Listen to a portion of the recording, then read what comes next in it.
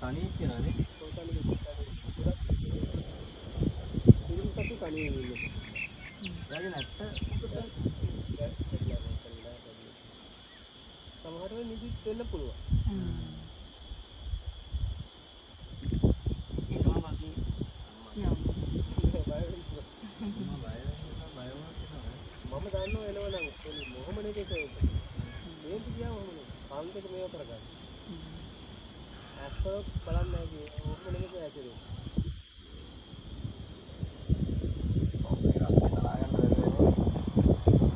මේගොල්ලෝ තව සාමාන්‍යයෙන් කිලෝමීටර් දවසට 20ක් 35ක් විතර කරනවා.